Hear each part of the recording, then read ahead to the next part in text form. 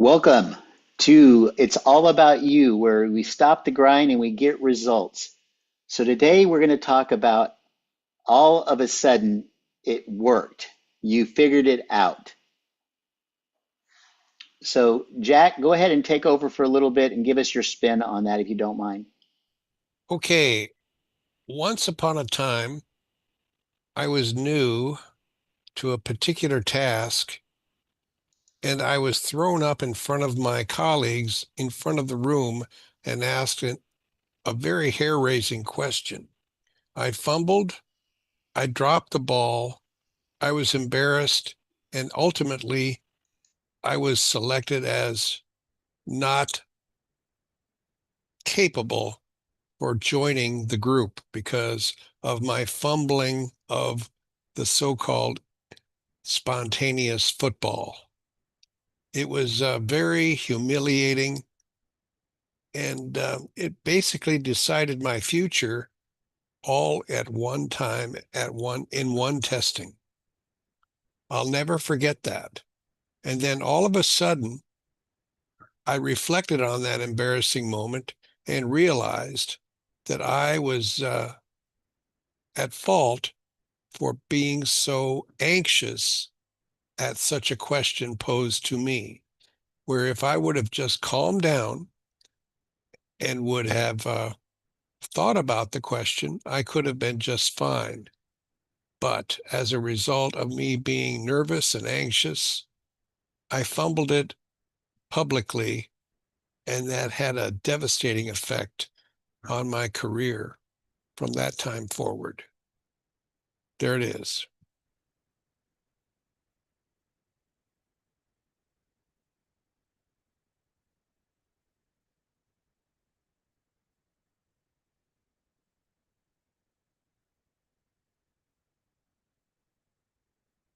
Alicia, you're on mute. What am I supposed to say? You're supposed to dialogue. Oh, I'm supposed to dialogue. Okay, okay. Well, I can relate to that because I just came off of a 90-day assignment, and both of us wanted to make it work. So I worked extra hard. But what I found in the process was I'm such a thinker that I might have created the plan, and when I try to execute on the plan, it wasn't me who could do it, but when I was in the moment, I had strong feelings with regards to rejecting an individual or just the process of rejecting individuals. And I would internalize it. And subconsciously, I would go from conscious to subconscious and try to comfort and soothe the individual when I just needed to cut it off and let it go. And I struggle with letting go. So that's the anxiousness that I think Jack was mentioning. So instead of doing what needed to be done, executing for the plan, because plan had the forethought already, given the specific problem and the process I worked through, I knew what needed to be done, and the answer was right in front of me to be successful. But I subconsciously was nervous and put myself in a state of fear instead of doing what I needed to do confidently. So there we go. Good. I hope that dialogue helped you. Stephen, back to you. Stephen, are you aware? He's not. He's managing controls on his computer. Okay. On another note, it looks as if Alicia has applied for a position that's very well fit for her background. I was counseling her to look at her skills and to discover what the world needed relating to her skills. And she has discovered a position in the local area, and she has applied with a very good Can, looking. can you hear me now? Yes, we can now. Okay, I can't figure out how to get I've heard everything. Um, But what my question was after you did your story, and Alicia, that was a really good stuff that you did and said. But my question is, we all get into that confusion area or that, I don't want to mess up or I have messed up. Oh my gosh. And so, what is a way that you've found to calm people down in the heat of the? It's when you're in the heat of the moment that this always happens, right? When you're under fire and you're not used to, what's happening. That's when craziness really happens. If you're used to, if I'm used to somebody trying to armbar me, I already know what to do. But if I've never had anybody try to armbar me before and they start to armbar me, I'm all confused and I'm all flustered and oh my gosh, what do I do? So in the business world, how do you combat that? Well, there was a lot of layers behind my problem or my issue. So I had a dream, and my dream has been for a while. I even invested a lump sum of money in wanting to pursue this dream. And then when I was given the ideal case, meaning a company that's been successful for 29 years and amazing people that I like to work with, then I, in the mix, could not follow their instructions. Not that I couldn't follow, I was fine in preparing for it, but when I went live, within 3 to 4 minutes, I know a person is not qualified anymore. But subconsciously, my body takes over and it just struggles with having to reject people. And I think that just has to do with my years of experience in volunteering and coaching people and telling them what their worth is. So in my heart of hearts, I just could not. So that took over consciousness from logical thinking to the heart. It went from head to heart. And so I realized that that was not a good fit for me. Even though in my head, in 3 minutes, I knew that the person that I was qualifying was no longer good, my heart took over to comfort them. It's like the square peg and the circle, right? I would try to punch them in, give them the clue, say the things that they need to say, but it was a waste of their time because doing all that was still not going to be the answer. But I was saying that's when my heart would take over. So Okay. the difference between the conscious and the unconscious in that state. So it was not a good fit for me. So the And I question is, realized that. Jack, how do you get out of the unconscious and bring it to the conscious? Or what do we do to make it so that the conscious now the unconscious is now what we want the conscious to be? Okay. So I'll offer this. We go through a series of acting out those things that we realize should be thought. We should think a certain way, and in order to practice, we start to act on the characteristics of that new way of thinking that we aspire to. Thus, we start to get comfortable incrementally toward that new way of thinking simply by taking action in small baby steps. Recording has stopped. It's Yeah, I did that on purpose. It's on YouTube. I'm trying to get rid of the variables.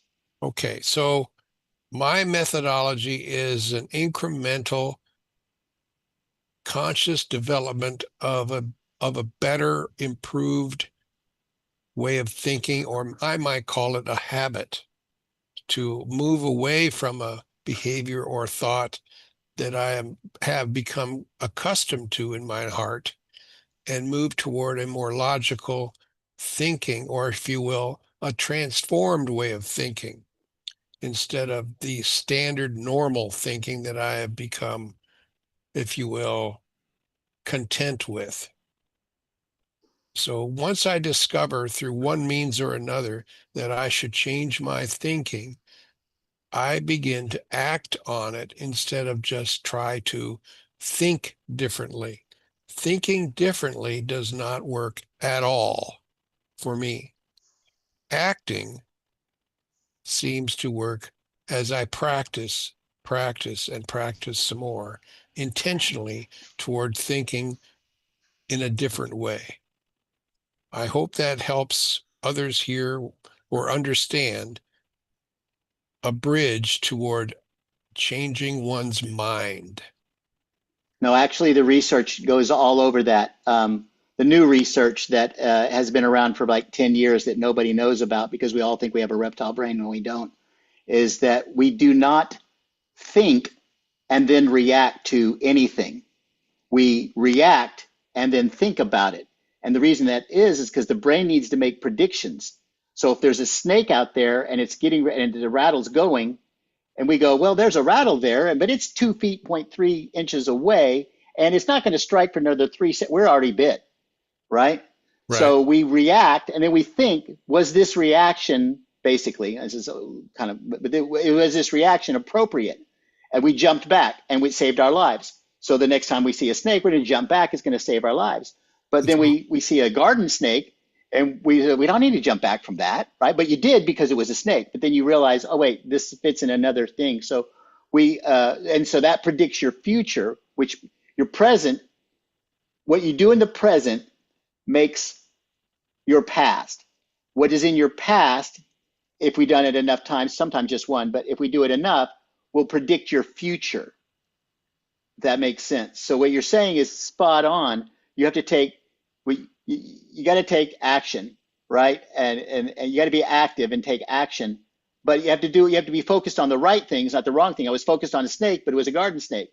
I Right. was so yeah. So that's interesting. Good analogy. And So I use so the phrase, we're more likely to act our way into a new way of thinking yeah, than 100%. to think our way into a new way of acting. I have an answer for that, but why is thinking not the way? Why is acting the way? I don't know the answer. Okay, so I'll bring it in. So right now we're thinking, and the brain, if you say, God, I'm so smart, look at me, and you don't mean it, the brain, you thought that, it doesn't have emotions in there. It just said, I'm so smart, and it believes it. So when you think it, it'll believe it. But when you act, it hits all of the actions that your body needs, like kinetic. It's gonna hit that. It's All the gonna senses, all the all five senses when you senses. act, right? When I put my hand up here, I can think about putting my hand up here. And the research shows that if I meditate on shooting a basketball, I will outperform the people that practice for an hour shooting and I meditate. But what happens is this: those people are working out. I'm a couch potato. I can't last 10 minutes on the floor, right? So Right. the acting and the thinking have to go together. Because if you're focused and you don't take action, nothing happens. If you're taking action but you're not focused on the right thing, nothing happens. So you got to do both. So it's kind of not an either or, but that's how the brain actually puts things together in your So from your. I was thinking in regards to what Alicia has just discovered about herself with this 90-day experiment, ever so trying harder and harder to do what she logically wanted to do. But in the heat of the moment, she discovered that it was involving changing her very heart, her very, I'll call it, her mind and her soul was involved in the change. And she confronted that here only a day or so ago and said, I'm not going to change that part of me. I don't desire to, and therefore I'm out of here. I'm gone. I choose another way to work out my life. And that's what Alicia has come to grips with in the last 2 days. Very interesting from my perspective. She took a hard left turn. Which Well, I is think maybe maturity or lessons learned. And I tried, I gave my 110, over 100% of my effort on it, but every time that phone dial came on, Yeah. Yeah, I Well, kept engaging it, and I realized I can't. It's not a good fit. So you said you gave 110%. First of all, I disagree with you. There's no way you can give 110%. The only can do 100%. But I understand what you're saying, right? So, but here's the thing. You're giving what I meant 100%. was it was exhausting. Yeah, I no, did it all. but I did my hang all. on a second, Alicia. Hang on Let a him talk. second. You're giving your 110% of digging a pool because you want to pool in the backyard when the electricity is what needs to be paid attention to. You need to give your 110% on fixing the breaker that's not on that so you can cook and do all the other things. So you want to say so you're focused on you gave 100%, you were focused on it, but it wasn't the thing that you should have been focused on. Now here, having said all of that, at least you tried and failed, which is good because now you never have to worry about that again. I wonder if I'd have only tried that, maybe I would have succeeded. But now you know that this was not an area of your expertise, and now that's in your past. So now you can predict that, and you can now make your future and your present more accurate or less not accurate. I don't know if that's a double negative there or whatever. But You're on mute, Alicia. Oh, There. I'm sorry. Now you're no back. worries. Go ahead. Oh, yes, I agree. Okay. So we're just here trying to answer the question of how do you deal with self-change? Right, Stephen? Yep. How do you deal with that? Oh, well, honestly, for me, I learned that I really um love the word. The word has always been a form of security for me, and then safety more than anything else. And then Jack, you've been more of my guide, and because of that, I take on every opportunity that I'm given as a as an intentional lesson or the people that I meet. It's the people that I meet on the journey that So, I Alicia, value. you've told me that you've taken a great deal of comfort in the truth of the word. It gave you a sense of security and safety, Correct. and therefore you started to take more risk with Correct. relationships. Correct. And as you went into more risks of relationship, you discovered you failed in certain things, which now you've taken and listed as a lesson learned.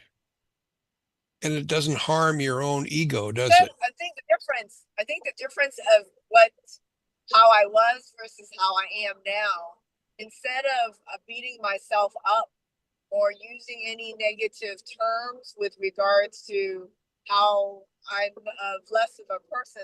I don't do that.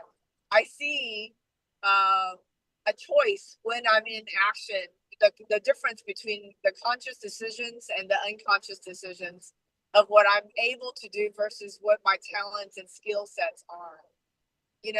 I think if given enough time, I might get to where I'm decent, but I was absolutely awful in 90 days. And I believe in the 90-day framework. And so, because I believe in the 90-day framework and I've seen myself succeed at a lot of things within 90 days and see how much of a struggle this was for me in 90 days, the disconnect was really from the conscious and the subconscious, basically the head and the heart struggling to make a decision or So having that conversation in the moment. you have become now more objective based on this last discovery, whereas in the past you've been subjective and you've been thrashing and basically telling yourself, oh, what a fool am I? Where in fact that was wrong. You've Right. faced it, you confronted it, you've seen yourself in action, and you made a conscious choice to move away from it after a 90-day experiment. Whereas in your long-term past, I would have to give you like a batting average of 700 instead of the failure that you've just had. So I'm just giving you kind of my look at you from at least 8, 9, 10 years now, realizing that you can take on things, but this particular part of it, this human rejection part, was something your heart would not allow. Well, as you're speaking, what I'm actually thinking of is, given that I'm a scientist, mathematician, a lot of the things that we do, the company that used to pay us for, you're retired from and I'm retired from, would pay us for our thoughts and the way we think.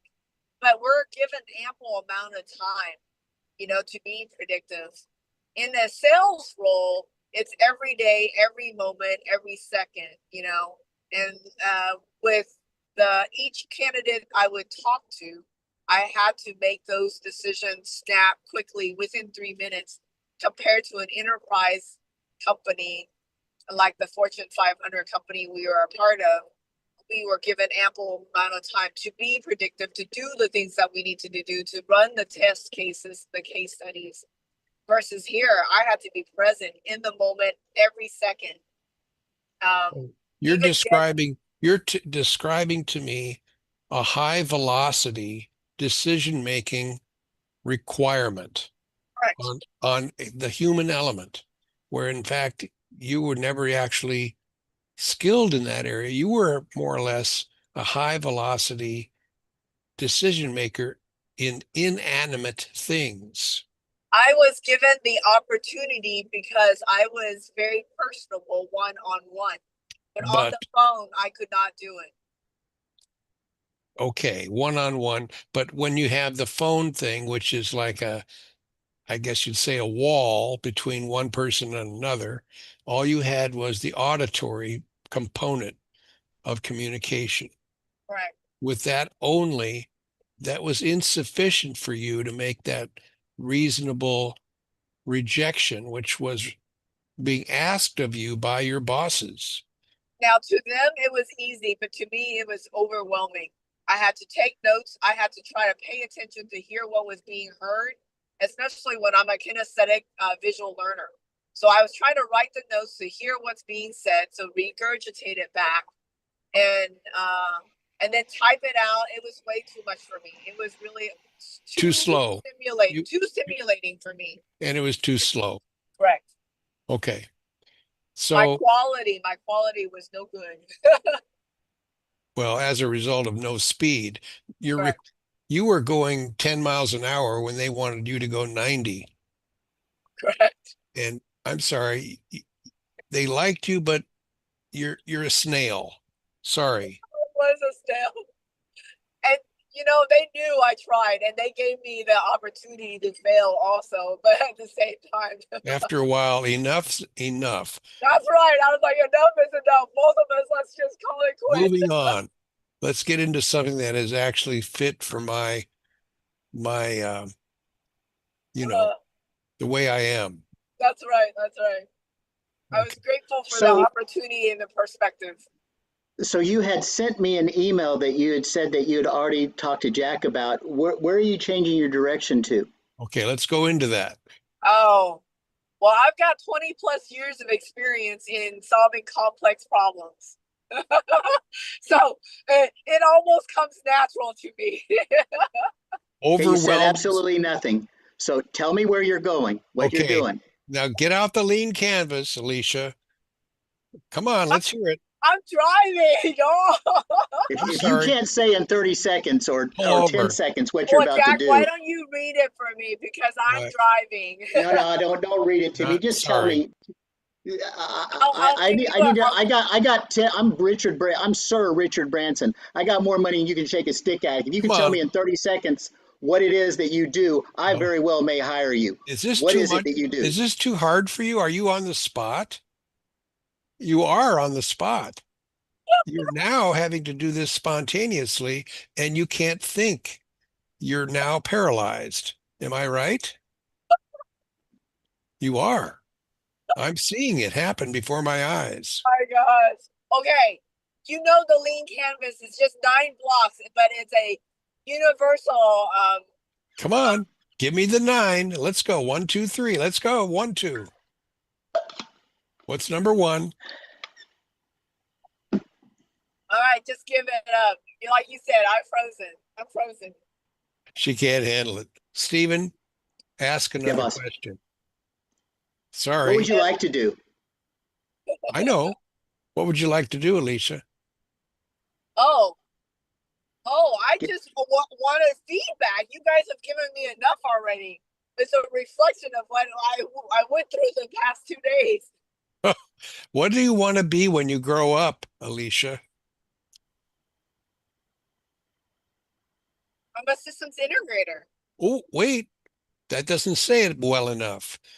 A Give what? me, it's I'm not a good enough. systems integrator for complex systems, safety critical, mission critical systems. That doesn't explain anything to Stephen, you're speaking gobbledygook to Stephen. Come on, you can do better. Oh my gosh. Um, What is the I what does the job description say that you applied for? Go on. it was a systems architect role For what? for complex systems. For robotics. Yes, robotic systems. Oh, now Stephen, Well, which is he an electrical mechanical system, a control system. but What would be a problem that you would solve? oh, there you go. What's a normal problem that you could work out? Okay, let me be very specific then. When a company needs to deliver on a particular product and the product life cycle is crunched down to where there's no time for the test engineers to validate and verify that system, I come in to speed it up for them. I Okay, come in to help them get it to the end at the last of the finish line. okay, but you still haven't answered his question. I That thought I was did. no, that was How do you just do it? concept. Concept. Be specific. He's asking for a real problem. Okay, Okay, okay, we have a problem here. I'll give you one. okay. Let me try it again. Engineers don't talk to one another. When it comes to having to deliver on a particular product, I connect the dots so you can deliver your product. Who do engineers need to talk to get their idea across? Be specific.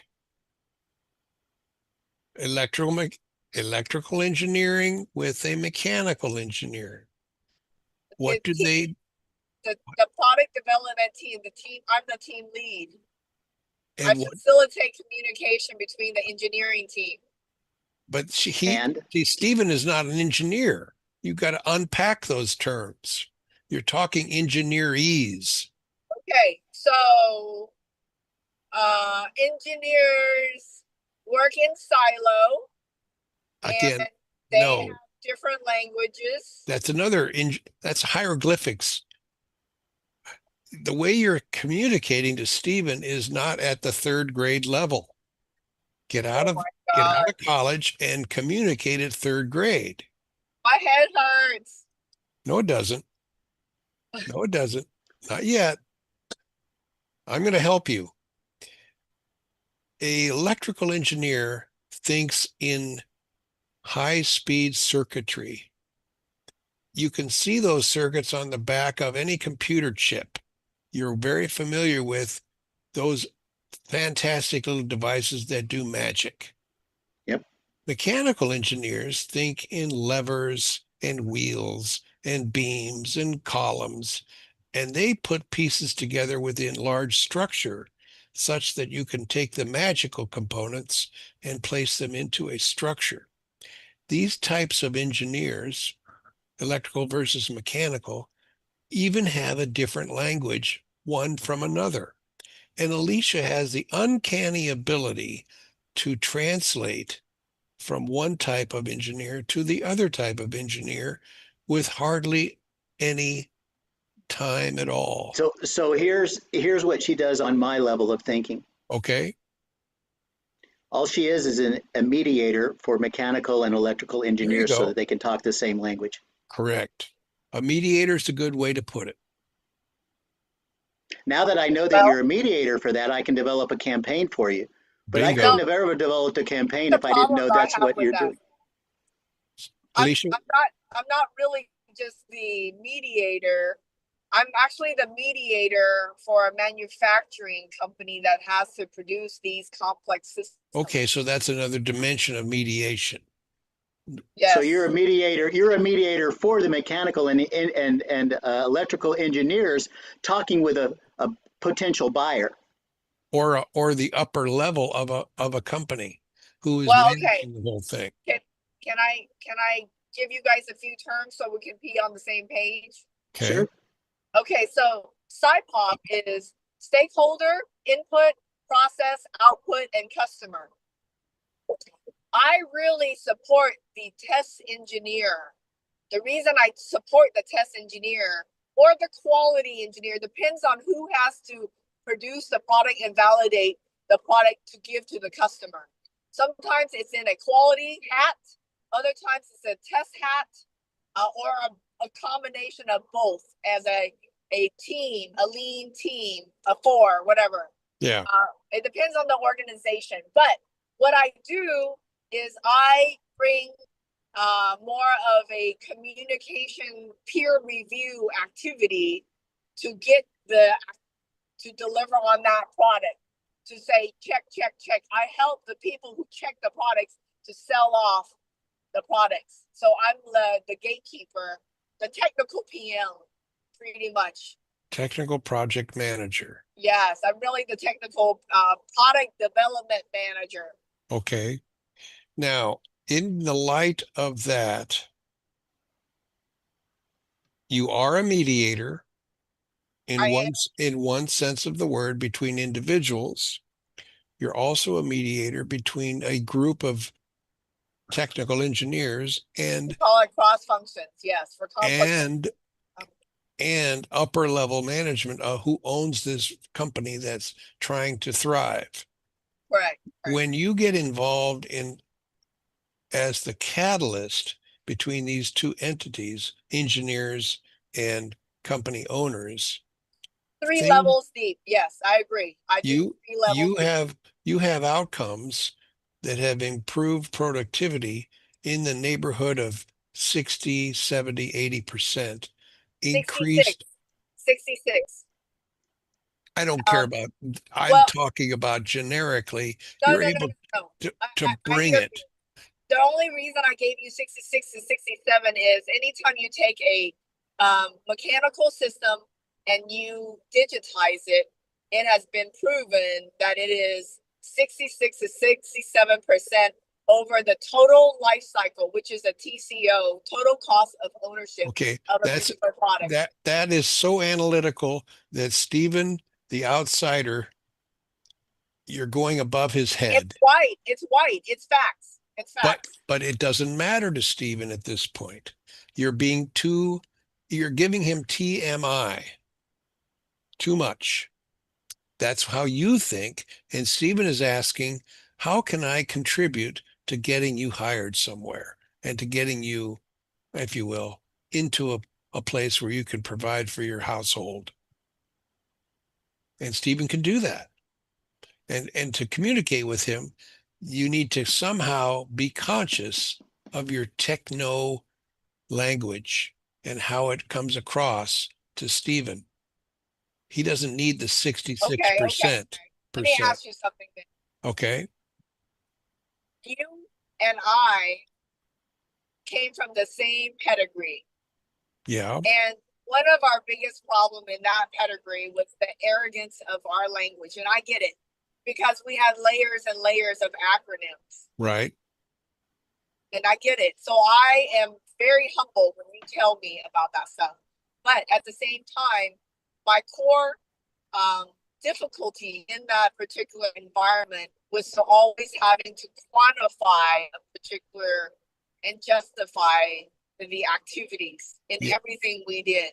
Yes. So it is very ingrained in me, the numbers. You see, you were born in that company, whereas that was my 7th or 8th company in my career.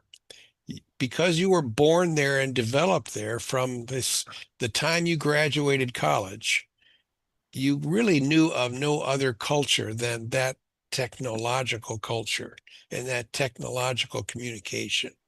Thus, when you get out of that culture and try to get into the civilian world, and where Stephen is coming from, he's trying to understand your techno speak, and it's very hard for him.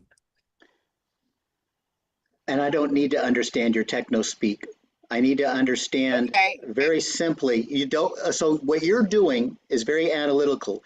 You're saying you're saying you've got a bunch of synonyms for my synonyms. No, no, it's this. It means this. No, it means the same thing. Maybe technically it doesn't, but for the layman and for everybody else and almost in the known universe, it means the same thing, right? So if I say let's go to, but she just left. Yeah, If I say go to something, she's out. Hold, okay, that's hold okay. your We hold can your we can thought. still Okay, keep okay. going. Yeah. So if I say we need to go to something and I spell to wrong, don't correct me. You understand what I meant. I spelled it TWO. Okay, so I was wrong, but I got the idea across, and you understand it. So we don't need to correct people on their vocabulary. So a word is designed to do one thing: transfer an idea, and two transfers an idea. If I say those two people over there and I spell it TO, doesn't matter if I spelled it TO. You understood what I meant, But Alicia was defending her method of measuring her effectiveness and by that's not using, the appropriate time to do it. but she used the 66% and backed it up with technological background Yeah, to convince you that it was the proper way to say how effective she is using a number, which was yeah, traditionally how Lockheed always works. I'm conscious of that, and I'm trying to help her by yep. saying the outside civilized world honestly doesn't need to go to that level of detail. And We don't care. we don't care. Right. I think she's trying to So, come back. oh yeah, I should probably get into the Allow. Zoom. Let's Is she? see. No, there's only two people here. It's not yet. Maybe she is, but she hasn't. Oh, okay. Um, I am in Zoom. Yeah, I'm in Zoom. Um, Yeah. and yeah, it's just you and me. So, oh, there she is. Okay, now Good. you're back. Oh my goodness, So, I'm in and out. so Alicia, here's what we talked about while you were gone. Okay, Okay. so I'm going to say something to you and wait for it all to be said before I say it. Now respond. Okay, so wait. I'm going to go to those people and talk to them. And I spelled to, TWO. Are you going to correct me on my spelling or are you going to talk to me about going to those two people? Go. Going to the two people. Thank you. Your problem herein lies is you want to correct every little thing because that's the analytical engineer inside you. But this isn't the time to correct that. And it doesn't even need to be that. Now, if I said those two people over there are, I'm going to go talk to, and I spelled it uh, TO, same thing. So the 66% was not needed nor at appropriate time to bring that in. We need to stay on focus. I was talking with a client yesterday and we were talking about marketing strategies and she says and I said, you know, this company does this. She goes, no, this other company over here does it much better. I said, stop. We're not talking about who does it better. We're talking about marketing strategy. And I had to pull her back two or three times. So what I'm saying is you're not the only one that does this. And I can get caught up into it. And I'm sure Jack does too every once in a while, probably not Mhm. as much as me.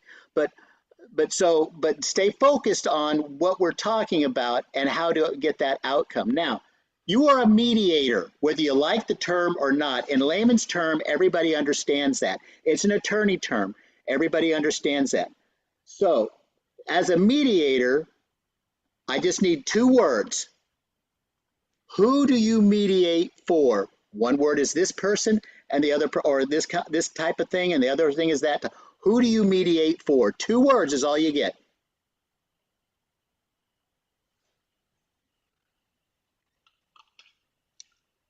Uh, mediate for the company that tries to deliver on their product. That's one. Okay. And who are you talking to that company they're trying to deliver to? internal organization, manufacturing companies that Okay, design complex. That's yeah, one. but that's a company. You can't talk to a company. You have to talk to a person. How about Who do you talk to? Give me a title name. Maybe COO. Okay, Chief Operating Officer. Okay. beautiful. Now I have a clear understanding of what you do. You talk. This company has engineers and mechanical and electrical engineers that are brilliant. Have a brilliant product, maybe not even an idea, a brilliant product, and you can convert that over to COO. Is that accurate? Yeah, they're the decision maker over operations. Good. Yeah. So Okay. that's a simple way of saying it. So now you have applied for a position at a company. Its company name is ASI, Correct. and the position description title is Architect. System Robotics is Yes. in the name of the title, Yes. and the description of that. It's the construction. It's the division where it's robotics construction equipment. And because of the description of the job position, Yeah, you probably could check it was 90. 100%. It was 100%. You were 100% a fit Correct. based on how you read that 2 days ago. Yes. Yes. And you're now reporting to Stephen, who wants to know, how's it going? I submitted it. I put my friend who referred me to it, and I sent a message to the engineering head of ASI. Okay, stop for a second. Let me ask a quick question. How did you send that message? What? Via LinkedIn Messenger. Okay. Did you use a video message or a text? Text. What did I tell you about that? Well, I haven't worked with you on it, so, or at least. Okay, good. Okay, good. I haven't talked to you about it yet. All right, awesome. So a text message is everybody else. So you're in with the general population. Do you want to be in the general population or do you want to be standing out? I want to stand out, of course.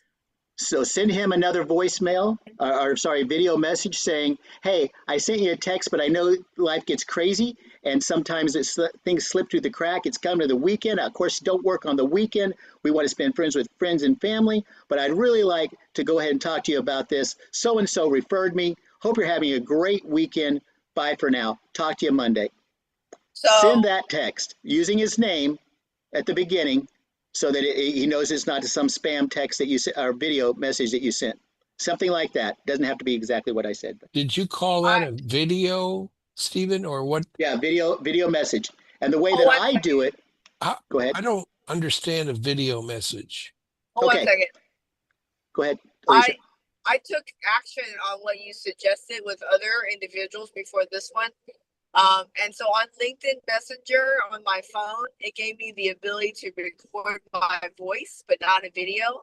So I did record my voices. Right. And so started connecting with people with my voices. Right. So the way you get around that is real simple. You have a Google Drive? Yes. Yeah, I know you have a Google Drive. So, okay, so all you do is you go outside. This is what I did. Somebody said something to me on LinkedIn and said, hey, I've been following you. And then he sent me 3 paragraphs of what he can do to help my business because he knows me so well.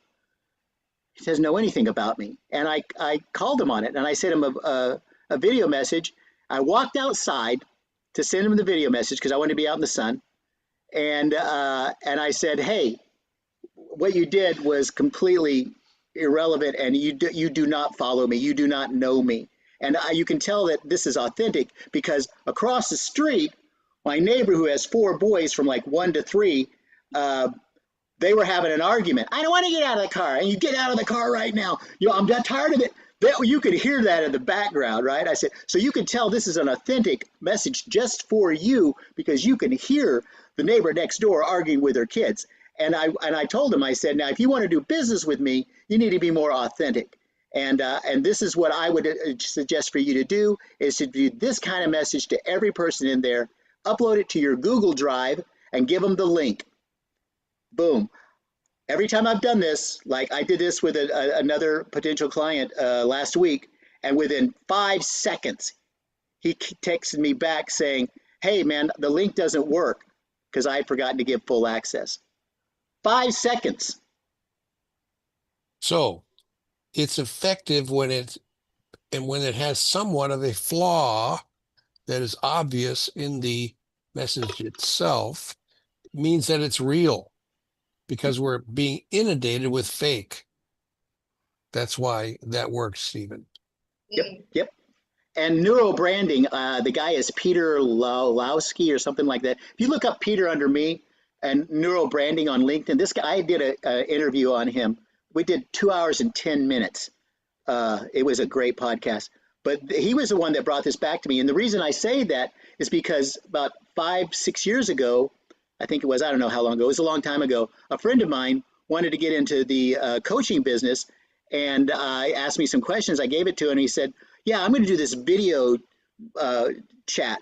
And I'm like, I never heard of it. I'm like, okay, go ahead, see how it works. He went from like 200 people on LinkedIn to like 3 or 4 months to 30,000. And he didn't do it the way I said to do it.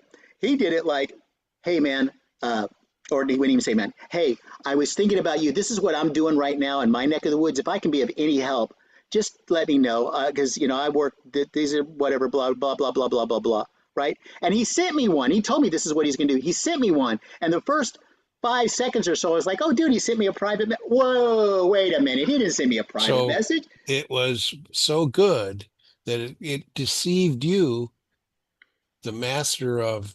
I wouldn't have known. Yeah. If he hadn't told me. But he went from like 200 to 30,000. Let's go back to be specific with Alicia.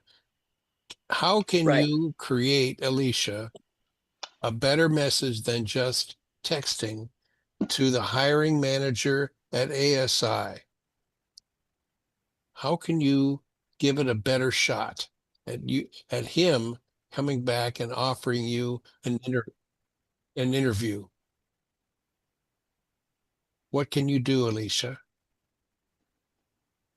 So if I'm hearing what Stephen's saying, he thinks I need to still do a video using the script and then giving him a link via Google Drive.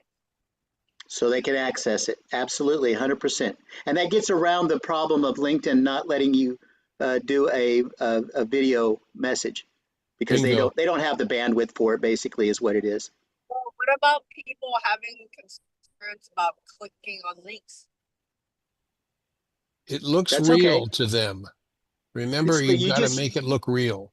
You send the link, but you don't send the link blank. You say, hey, I left you a video message because I just communicate better that way. Please check it out. And that's all you have to say. And then they'll like, oh, shit, okay. Yeah. And then it sees that you took the time. I can give you something better than that, but we'll go with this right now. Hey, we're at 1 o'clock here. Oh, yeah, 12:59. Start on time, end on time. Although we didn't get to start on time because but here's the thing. I don't hear the reverb right now.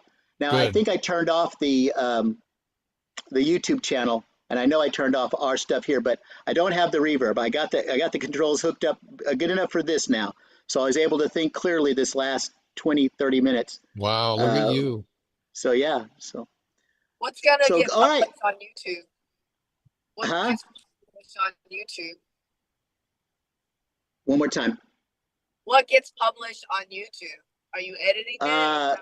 Yeah, well, no, what I do is I started a live stream, but what I just figured out while we were talking is I don't need to go through Zoom. I can go just live on YouTube. Oh my god. Instead of going on Zoom, because I was recording it, but it's being recorded on Zoom, on YouTube. So why am I double recording it and getting the double? I don't either. Jack, how many times have I told you to tell me to stop doing stupid stuff? Now, wait, how many times do I have to tell you that? What was that question? And all of a sudden, wait. What was the all of a sudden thing, Stephen? Yeah. Wait. There is something that you have not told me. So on YouTube, you have to have 400 hours first before you can actually go live, right? Well, I have like 560 videos out there. I've hit the 400 you're beyond hours that threshold. I'm beyond that. Oh, that's awesome. So that's milestone number 1. Oh, Congratulations. here we go. Never celebrated. Thank you. Now, really appreciate that. That's a good thing you pointed that out No, because I didn't Yeah. even think on that level. here, I want to be there, but I don't know how to be there. I haven't even gotten there. Do what took me at least 5 to 7 years to do. Figure out that all these talks that we're having should be on YouTube. And then all of a sudden, All of a sudden, here we I are. mean, I've been doing this all about you for about a year now. Think about it. Oh, And I've always just recorded it, sometimes put it in the school, sometimes. But then it came to me like 3 things ago, like, wow, I should just be putting this on YouTube. Why do I have to save it on Zoom and then transfer it to make sense, right? So yeah. No, and this is amazing. I actually came to Jack about this a long time ago, wanting to do podcasts or a recording of our conversations. And you're doing it. And then all of a sudden, Yes, yes. all of a sudden, and so now yeah. here's what we did today. And it matches your agenda. And on top of that, look how many times I messed up live on YouTube to get to where I'm at, right? I had to put myself out there and say, okay, I'm going to look like an idiot, but that's okay. Because But once I figure it out, it's but going to be are worth you it. now more trustworthy because you made these mistakes? Yes, exactly. I And believe you People that. know have what's crazy about all this stuff is, I think it has to, some people are just extremely confident. It took me a while to have this confidence to be able to do this with you.